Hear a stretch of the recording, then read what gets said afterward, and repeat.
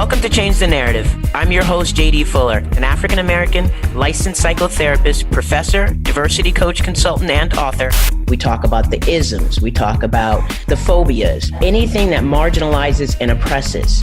Everything we are not and everything we are is because of fear. Through a mental health lens, we'll have difficult conversations with celebrity guests, political activists, and everyone in between.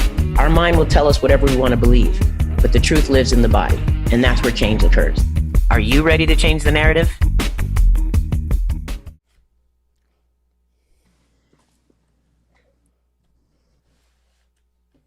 Thank you. Okay. Welcome, my friend. Hi. I miss you. I miss you too. So happy to have you here today, Buck. For the one person who doesn't know who you are, will you please summarize your journey to becoming Buck Angel before we proceed?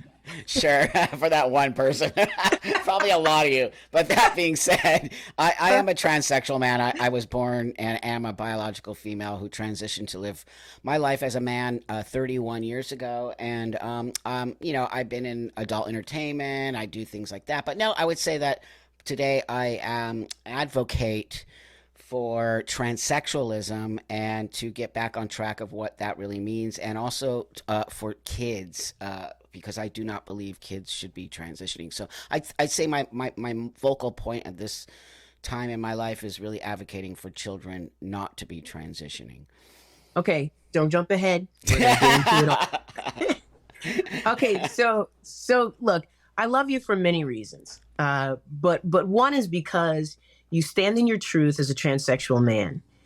Why do you think people in the community are so angered by that?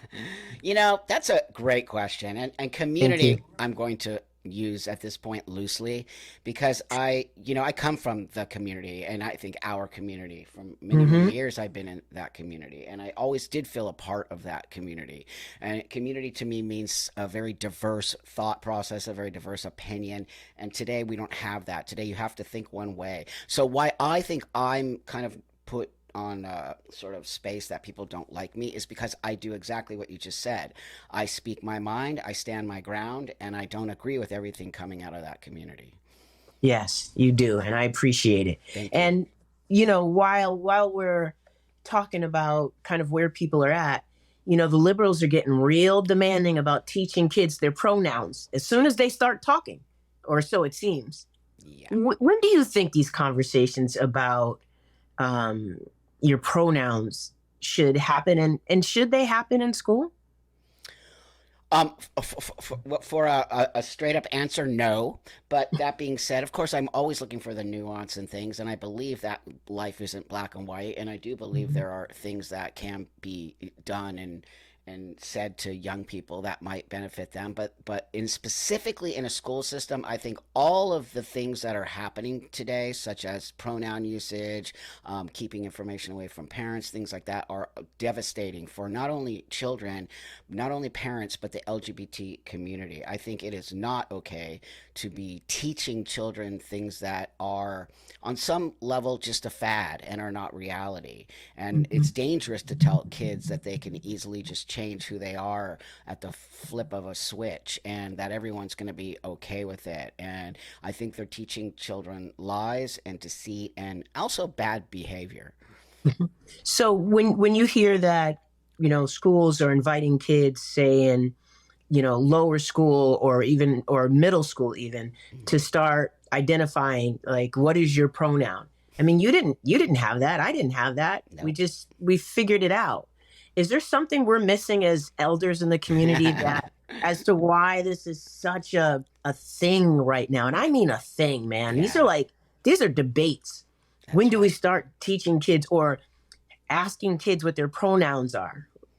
Because I believe that there's a bigger agenda attached to it. I actually don't think it's for the benefit of the children. I think there's a larger do I want to use the word evil? I don't think so, but I'm looking for a word around something to that effect. There's a bigger agenda, and I do believe it's an agenda. Since when are we talking to kids? And since when do we need kids to talk about their pronouns, and that they can be in whoever they want, and that they can change their sex? They're telling them that they can change their sex, which is a complete total lie.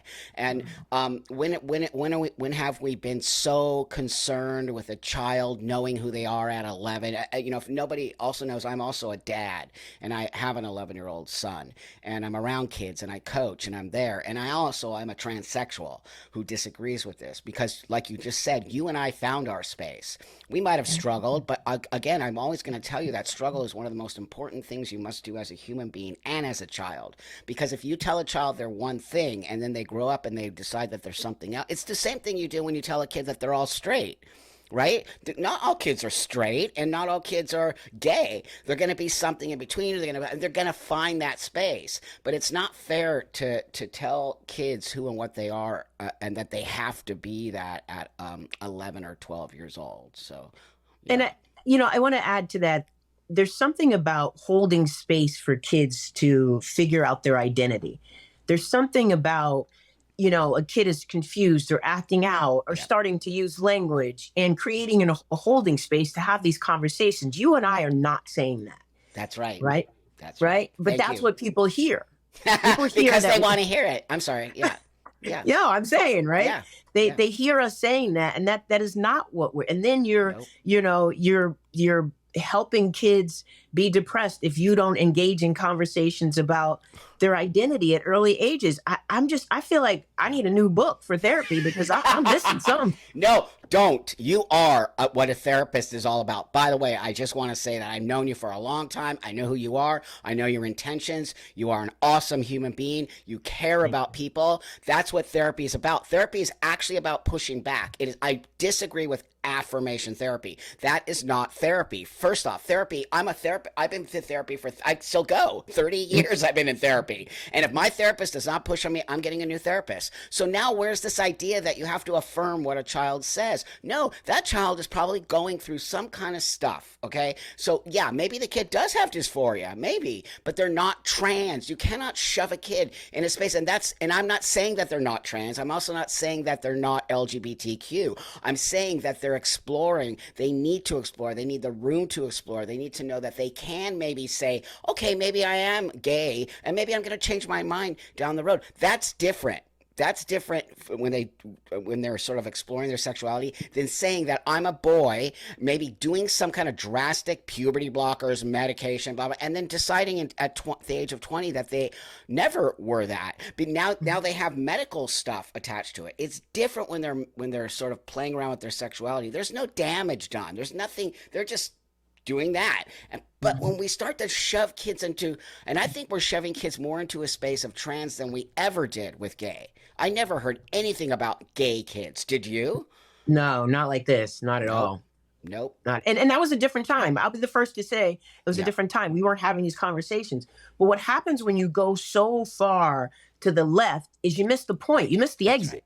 That's and the exit is creating is the safest place you can for kids to explore and to, like you said, try to figure out who they are. I've sat with kids who, last year they were, I am he, they, I'm a boy. And this year, like, I'm not sure, I may be they. And it's like, you know what? That's fine. But because, people have pigeonholed them into what they were last year, now they're nervous about trying to figure it out in other ways. People need to become less committed to this idea of what a child needs to know before their brain is fully developed. That's right. And we know from facts, even though facts don't seem to be part of the situation anymore, we know that kids your brain does not start growing. I think it's like 23 or 25. 26 is technically the end of adolescence. There you go. So now we want to block puberty at 11 and then tell kids that they know who they are. But I'm telling you, I'm around an 11-year-old every day. He's changing his mind, what he wants, what he wants to wear, what game he wants to play, who he wants to play with. And I'm like, can you imagine if I and he's even coming home saying, we have non-binary people at school. I'm like, what? You're in sixth grade, dude. Why are we even having this conversation? Yes, yes. And and just to protect you a little bit, you're not saying don't have the conversation Nope. if the conversation comes up. Kids are That's right. exposed to so much now. They're That's exposed right. to so much. They're gonna get names and identities. And if they come in and asking and figuring, you are not saying don't embrace that and don't Never. support it. Never. So I want to Thank you for I want to saying protect that. you. I mean, I appreciate that. You know, I have a female partner. I've been in the gay space. I've been in the trans space. I've been, pretty much my hands in everything if you want to know.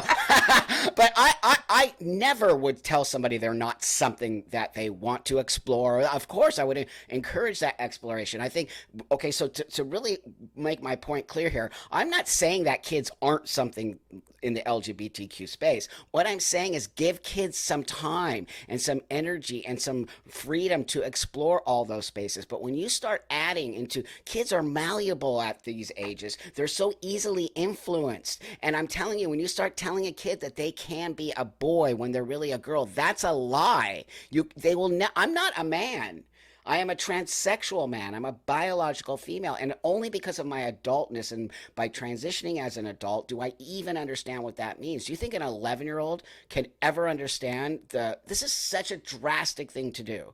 And also, when you start to play around with these pronouns and these things, if you notice, the pronouns have gone to all kinds of things now. X, Z, Y, P, Q. That actually concerns me because I don't think that's actually healthy because those things don't really exist. I stay curious and I also stay questioning, and there's nothing wrong with that. That's right. There's nothing wrong with that at all. That's actually to have a conflictual views is actually what we want people to have. That's not a problem to internally be conflicted about some things that you want to support, but at the same time you're curious and are questioning. There's nothing wrong with that. We have to stop feeling like it's right or wrong. And I start to feel like that as an elder in the community. Yes. It's like, you're not on board, so you're wrong. And that's unfortunate. Well, because now we get called old. I get called old. Oh my God. I've never seen, I mean, I actually I knew about ageism, but I had no idea. Now I'm old. I'm 60. Shut up, Grandpa. You don't know anything. We know everything. I'm like, wow, what happened to life experience? What happened to, X, Y, and Z has lived experience. I have 31 years of lived experience. Don't tell me. You have how many years of lived experience, my friend, in your space? You have so much lived experience. In what world do we not listen to elders? That's bizarre. This world, buddy. This world. One of the classes I got into the most trouble for was when you and I teamed up to have this conversation. Totally. I love you. Man, and that is the last time I taught in the LGBTQIA cohort because they didn't like that I centered my Blackness and they didn't like that I opened conversations about gender identity. I was homophobic and I was like, and racist and oh my God, I can't even imagine what you got called. You're the most awesome. I'm going to keep saying it. You are the most awesome. I feel very happy to be connected to you. You teach me a lot about Black. You teach me a lot about racism. You teach me a lot about how we're going to get through all of this. You have a very important voice in this arena. And I just want to let you know, when people do that, they're scared of you. They're scared of you. It's not that you're doing something wrong. It's that they're scared of the power that you have.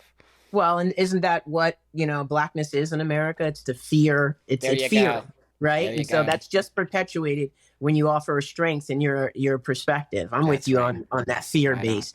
So I want to talk a little bit more about your feelings about gender affirming care. Can you explain what that is for people who don't know? Well, today, gender affirming care is created to help people who want to transition, like myself, from female to male or male to female, or all the in between things. So what it means is a hormonal care, supposedly therapy, but I disagree because it's affirmation therapy. So it's anything that has to do with helping somebody get into the trans space. Could be hormones, medication, therapy, acknowledging all of those things. And I do think it kind of mostly connects to medicalization. Okay. And so when people say to you, before I do that, you have said that kids have to go through puberty. Yes. Talk about that. Well, here's what I also want to be honest about. I was actually pro puberty blockers a while back, and Okay. then because I thought, wow, maybe when I was a kid, if I transitioned, it sounds so yummy, right? It sounds so like an ice cream cone. This sounds amazing. I want to try that. So of course, in my brain, I'm thinking, wow, because I was a tomboy, it would have been so awesome. I could have just moved forward. But then as people started throwing things to me, like, Buck, wait a minute here, you should look at these statistics, you should look at these facts, and I am that guy who will literally read stuff and change my mind. So anyway, I got all of this information from people who were like, no, this stuff is bad. So I started doing my due diligence, and I found that it's actually insane to do that to kids. And I base my opinion on a factual space.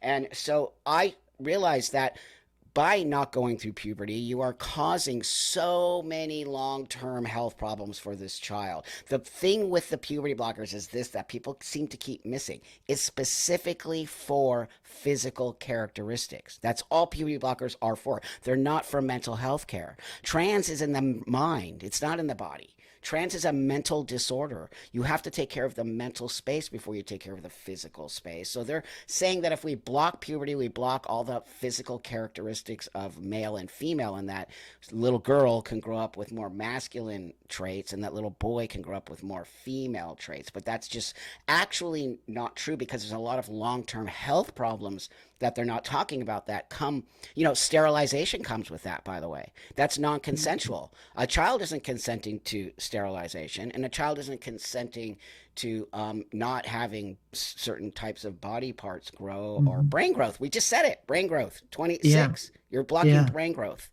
right? And half these kids are now autistic, just by the way. That's also a statistic in here. Many of the children who are transitioning are autistic. Wow. Okay, this is so controversial, and it's controversial for a lot of different reasons. I guess the one thing that I don't know if I think it doesn't surprise me, but it's kind of sad that the minute you, Buck, decide, share facts that or your research, you're immediately told that your research is outdated. That's right. That's right. And that you need something more progressive. What does that mean? You need to read something that's going to make you agree? Well, what it means is they don't want to listen, right? What it means is that they want to be the ones who say everything. And what it also means is they're not also willing to find the nuance or have a debate with me. They just shut me down. That says to me, you don't have facts. I'll debate anybody. You know that about me. I will have a conversation with anybody about all of this. And many people won't have. They just shut me out. So that says to me, okay, you're not so powerful and you don't really know what you're talking about. So all the stuff I have is very recent, by the way. So yeah, they have stuff from back then, but more recently, because they've been doing more research on this. So more recently, if nobody knows, all of Europe has shut down giving any medication to children. They've shut down gender-affirming care for anyone under the age of 18. That should tell you a lot right there. They were the first to do it. They're the ones who have all the research on it. Netherlands did a 30-year study and decided that, nope, we should not be giving kids puberty blockers. This does not help them. It does not make them move forward. And they shut it all down, while the U.S. ramped it up. So you tell me what's going on. Wow. I have to take a breath on that one. Yeah, it's scary. It is. It's very scary. And, you and I have talked about the idea that, when I came out, when I was younger, we got harassed for being a masculine centered woman. I mean, harassed. Talk about going into the bathroom and trying to get through the ladies' line, and how they treated us, man. Oh, man. And right. So, I mean, and this was, prior to your full transition, what I'm talking about. That's right. So it's concerning to me, like how it's gotten so binary, the thinking when we're right. It's either right or it's wrong. And that's so concerning, because if we're talking about kids' lives, if we're talking about kids' futures, shouldn't we open up these conversations and have them with the possibilities of what could be, figured out? Well, yes, that's the exact correct thing to do, and we've done that with all kinds of things in the past. All of a sudden, so that's why I'm telling you right now that I have a bad taste in my mouth about what's happening, and especially in the trans community. There is this way that you have to be, or you're not trans, or you're not part of the trans community. If you don't agree with the current narrative, I guess I'm going to equate it to being sort of a person of color, right? And you might not agree with the majority voice out there. Then what are you considered, right? Uncle Tom, all kinds of things you get called. It's because you're not agreeing with the mass of that community. I'm not agreeing with the mass of this community because I see right through it. Number one. Number two, who I'm going to ask you this question. Who is the leading voice on all of this transitioning of children, trans rights? Who do you see as the loudest person in this community with that? White people. White trans women. Oh, yeah. White trans women. Now, trans women are, and this is going to hurt somebody's feelings, but I don't really care because I can say it. I can say it. Biological males. I'm a biological female. Don't get upset. I'm talking about reality here. Now, that being said, you always have to look at these things. My socialization comes from femaleness. And there's a different way of being when you're a female. And there's a different way of being as socializing as male. It doesn't take away their transness. It doesn't take away them being trans women. But the reality of it is these are biological men coming to it with that energy. That energy of shut up. Get out of my way. That's why you don't see a lot of guys like me speaking up, because we are biological females and we are taught to be and act a different way. But I've been in this male space for 30 years that I think I act probably more masculine at this point. But people have to look at that. Who are the leading voices? Who's putting money into this? Rich billionaire trans women, by the way. Just do your research. You'll find it all. It's right there. I think they're called the Pritzkers, the people who run Chicago, the Pritzker family. They have one of the Pritzkers is a trans woman billionaire, and she puts money into all of this stuff. Okay, so you've opened up a can of worms, so I'm going to go a little bit further. Right on. And I want to clarify. Look, someone is not an Uncle Tom because they disagree with me. Someone is a sellout because they have forgotten what it means to be in a black body in white spaces and in society. And so I hate that they think that it's about disagreeing. No, it's about not supporting, standing up for people who look like you when you know damn well this is a racist, white supremacist society. That's right. So, we're not just saying, and that's the same thing you're saying. You're not saying, you should be transphobic because you disagree with parts of the community. That's ridiculous. I actually am a trans person who, as you know, advocate for transition. Yeah. I've done it for forever. I traveled the world speaking to I've been in Malaysia and Indonesia where they hate people like me. And I've spoken all over the world for trans rights for adults. Okay? There is no such thing as a trans kid. I'm telling you right now, the kid might have dysphoria. No doubt. But stop calling them trans kids, because when you do that, you're so putting them into a space of, I'm a trans kid. I'm not trans. I'm a transsexual person who lives as a man. Do you see the difference? I don't identify as trans. I identify as a male. These kids are all identifying as trans. That has me concerned. They've taken it on as an identity. This is not an identity. It's a medical condition. So now trans is this new cool hip thing. Trans joy. You see it all over. Trans rights are human. They're like tropes and fun things they're giving these kids so they feel a part of a group of people. But the problem for me is what happens when they actually get old enough to understand I'm not really trans. And that's happening. They're called detransitioners. Yeah, you've talked about them. Yeah, you've talked about this group. You've touched on something that I want to get a little deeper in. You talked about this identity of transition. Yes. And so there's huge, what do you call it? Social media battle where this trans identified black woman, I think, I think it was a black woman, right? Yes. Right. Yes. I am a woman. I am just as much a woman as any other woman. And you hit on a key component of that. Like this is going to sound, I know, look, we're both going to get in trouble. Let's just do it together. I've wanted to talk about this idea of why I don't know that it's so wrong for women to get offended by that. I don't know that it's so, not. It's like. It's not. Right? I mean you can they're be not women. advantaged. look, you can be as woman as you identify, as much of a woman as you identify, much That's of right.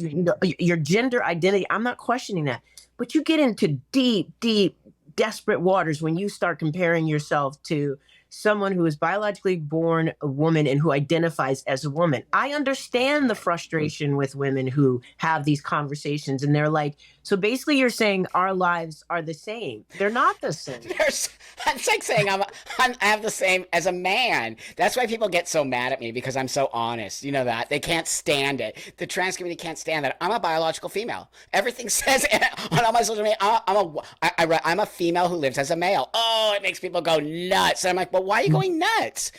You cannot be trans without being understanding your biology.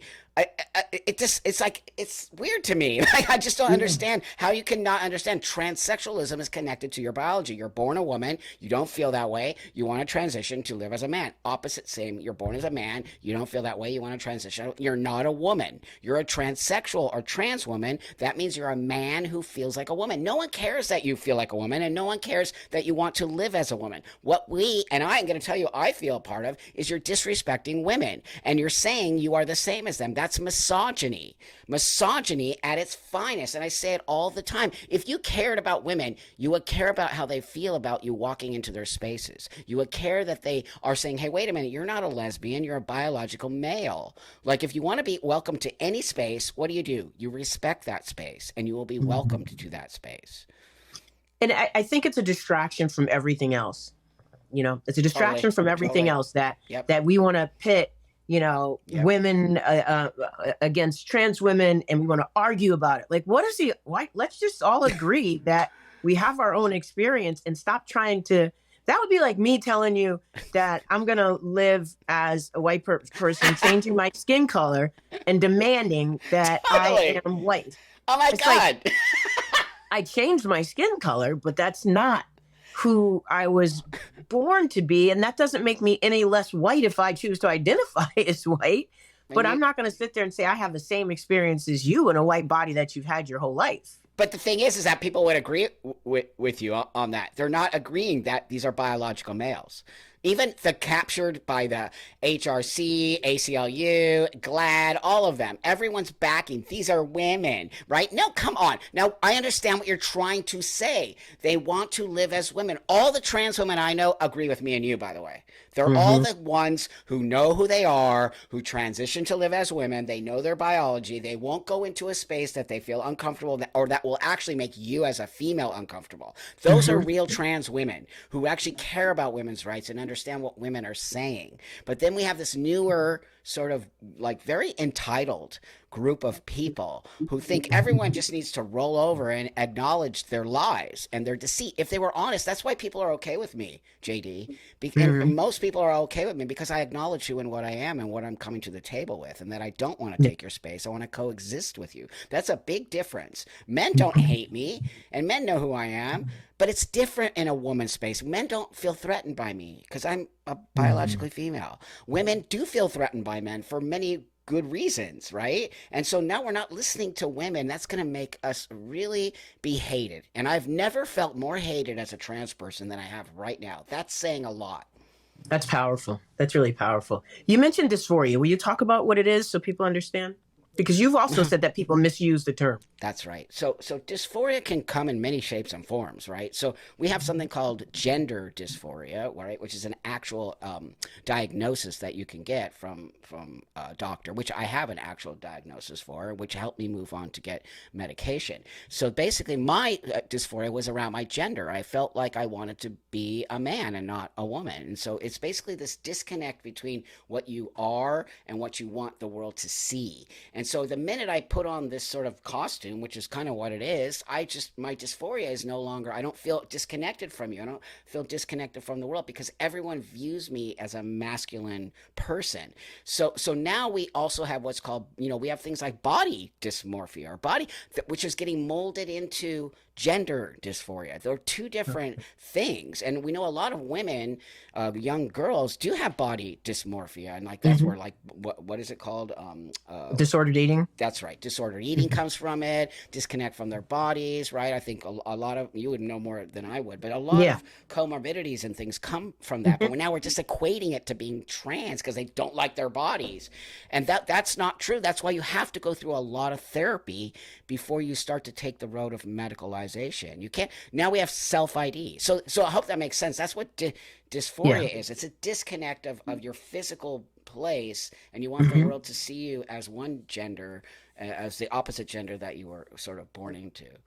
I appreciate how you language that for people, and it's all based in your experience and the education you have and what you've learned. So that's That's why I right. like to get your Thank you. perspective. And Thank just you. for the record, I've never heard you claim that humans don't have the right to explore their reality Never. and have their gender identity affirmed as an adult. That's You've right. never said that. Nope. Never, And so I ever. want to make that clear because that gets mixed up in I don't believe we should be transitioning kids early and we should be pushing, identification on kids at an early age. Those are That's two right. different things. Too different. I don't care what any adult does. I will say it here again, and I repeat myself constantly.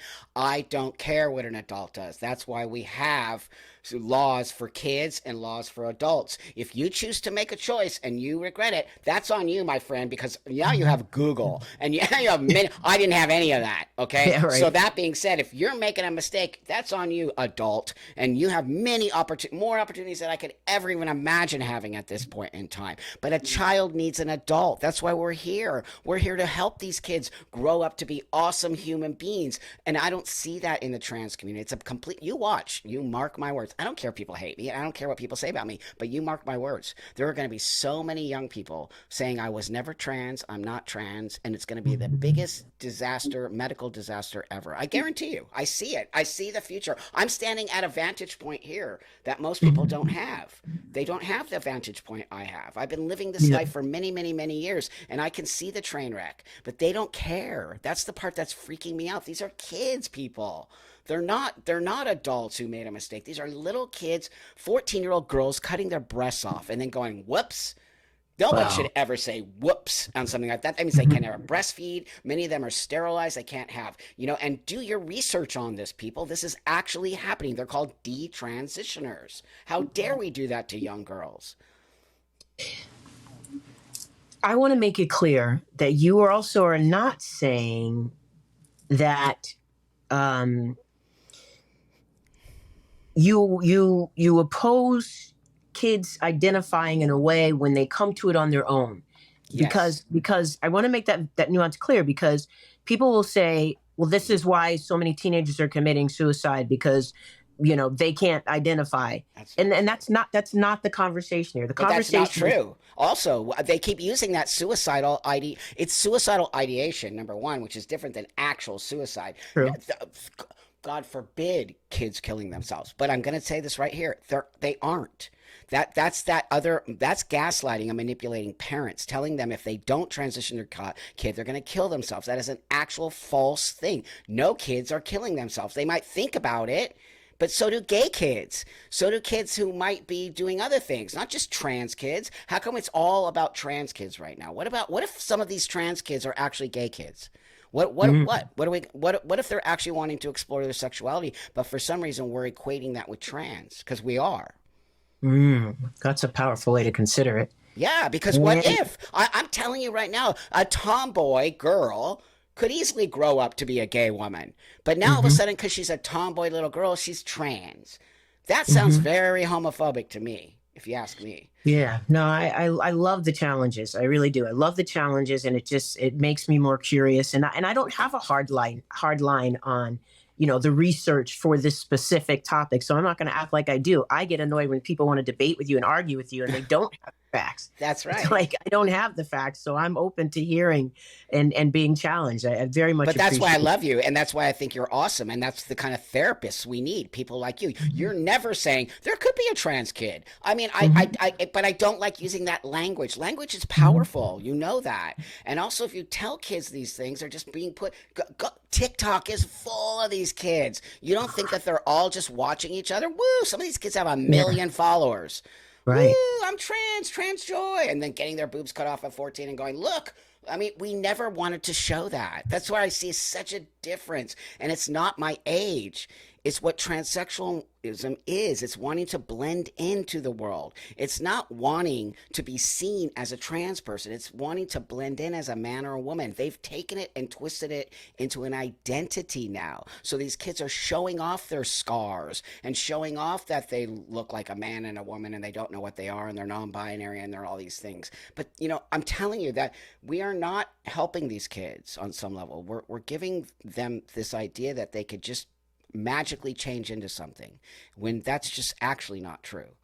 We have to be able to have these conversations. And whenever I talk to kids who are questioning, I always make it sound fluid.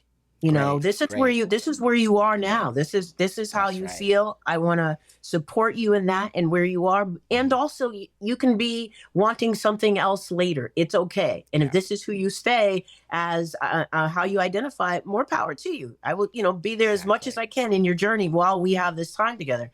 I get concerned when people concretely say, this is who you are, this is how it has to be, and so on and so forth. Wow. Okay. I mean, I just find it fascinating to me. I've been 30 years in therapy for a long time. I really work on myself. I still work on, I'm still changing.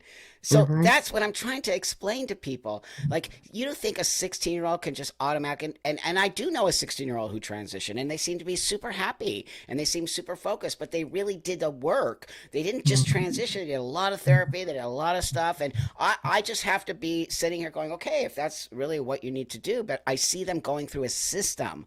The problem for me is they're not going through a system anymore. They're literally going to Planned Parenthood, and in 20 minutes, and this is a fact, 20 to 45-minute intake. Okay, I'll just give you an hour. How about that? An hour intake. They're rubber stamping this kid and saying, okay, here you go. Here's your testosterone. And that's it. That's it. That's what's happening at Planned Parenthood. Wow, that's mind-blowing. Disgusting. No. You said, you mentioned bathrooms. Oh, yeah. I want you to touch on that real quick. So we never had an issue with the bathroom, just so you know. That's a lot of what you're asking me to talk about, which is really great. These are all just gaslighting as far as I'm concerned, and all just trying to get people to get all one-sided and crazy. Because I'll tell you what, we've been using the toilet, trans people have been using the toilet forever. No one said, and what you said earlier, you had a hard time. You're butch. You look so super butch. No one could tell. And of course, I remember that. It's uncomfortable. You have that experience. But that being said, now we have this idea. Again, the conversation is, if you notice, always about trans women. We're not talking about trans women. We're only ever talking about trans women. Trans women in sports, trans women in the bathrooms. Now, that's a very interesting thing to me because it comes down to passing. And if you look like a dude in a dress with a beard and you're not making an effort, sorry, buddy, but you can't use the women's room. And I'm sorry, but that's just the reality. Women don't feel comfortable. Why are we not listening to women? Why are we only listening to a very small minority of people who are trans? And all of a sudden, the rights, make a third bathroom. Just go ahead, make a non-binary, genderless bathroom and give it a stall and everyone will be happy. But, I don't understand this idea that just because you say you're a woman, you get to have all the privileges that women have fought for and that women now feel safe in seeing. That's really my stance. And it's not transphobic. It's being real. And just because you say you're a woman and you don't make an effort, that's just not fair. You're not participating. Yeah, I think it's powerful. I really appreciate your perspective on it. Thank you. You talked about this person who was telling kids how to access controlled substances on social media. Talk about how dangerous that is. Oh, God, it just kills me. And it's what I'm telling you. And again, I sound like an old fuddy-duddy, but it's the reality. I went through a very strict space. I went through a very strict regimen. I had to really work to get that testosterone. Thank you, universe. Because it's why I've never, ever, you know me, I've never looked back. I've enjoyed this journey. It's been an amazing journey because it's safe and sound. And so now, like I just told you, you can actually go to Planned Parenthood, I think 16, without the consent of your parent, and you can sign a consent form that you know what you're signing. Right, you're 16, and you could just get, so now anybody can get testosterone. Anybody. You can get it on the internet. You can go onto a website, do a little bit of an intake on Zoom, and have testosterone sent to your house. These are controlled substances, people. They're controlled substances for a reason. So I see young kids on the internet telling each other how to get these appointments, how to get testosterone. And then one person literally said this. You don't need to have gender dysphoria to be trans. And if you can't lie about it. They said lie that you have gender dysphoria. It's right there. I have it. I did a whole video. I'm like, what? This is what we need to expose. This is exactly the nonsense. This is testosterone, people. Everything you see in me, will never change back to looking like a woman. This is not reversible. And they keep saying, using those words, reversible. None of this is reversible. None of it. Yet here we are giving it to young people, acting as if if you change your mind, you can just stop.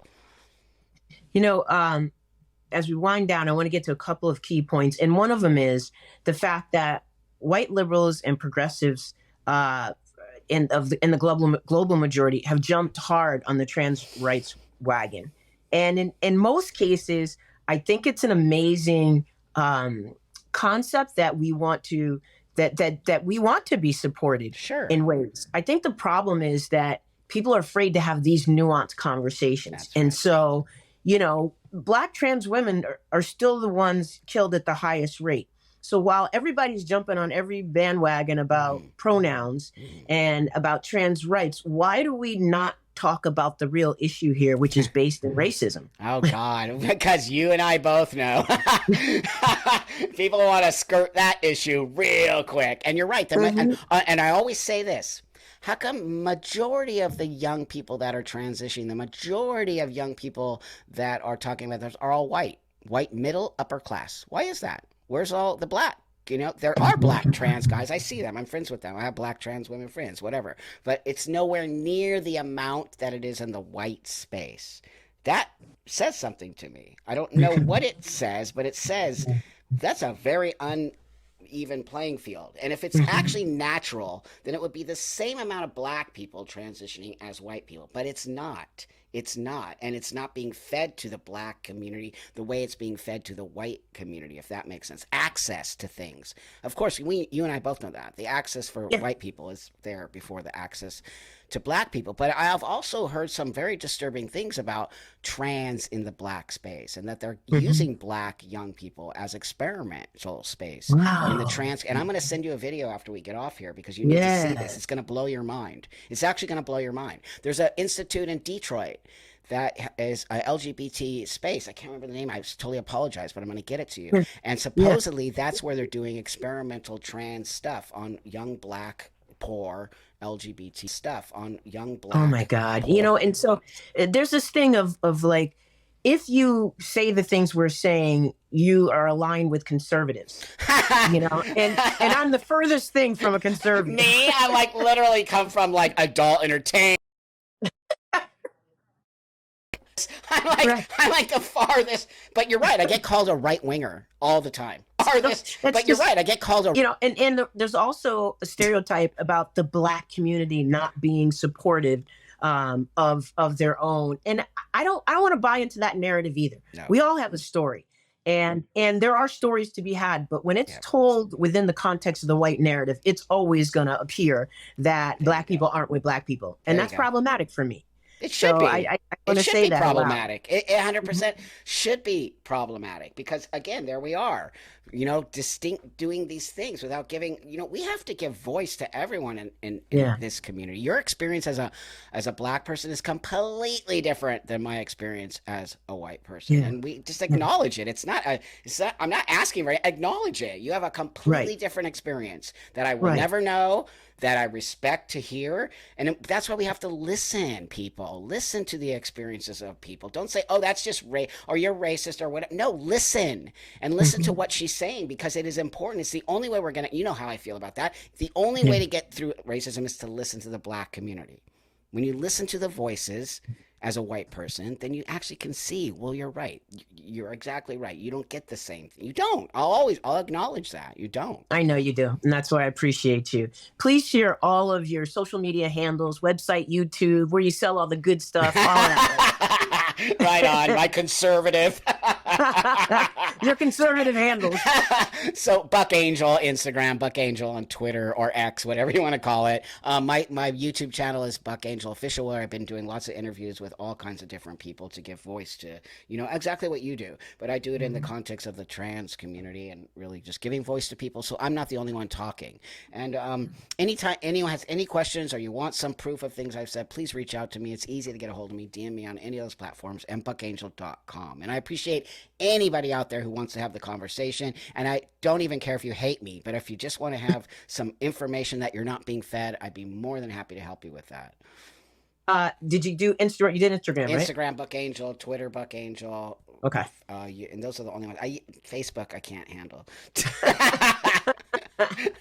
Well, Buck Angel, I said it before, I'll say it again. You are authentically and unapologetically you. You center your experience, your work, and you worked hard to be here. And you want to support people in their struggle, humans, in their struggle to become themselves. We may not agree on everything, but I always want to hear your opinion. I always appreciate what you have to say. I respect you. I appreciate you. I value you and your presence in my life. Please keep doing what you're doing, man. I follow you, awesome. to the corner and back, because I always want to hear what you have to say. Thank you for coming on today and sharing your experiences. Always valued and very timely. Thank you, friend. I very much enjoy your friendship and you, and you're a powerhouse. Keep doing what you're doing. Thank you.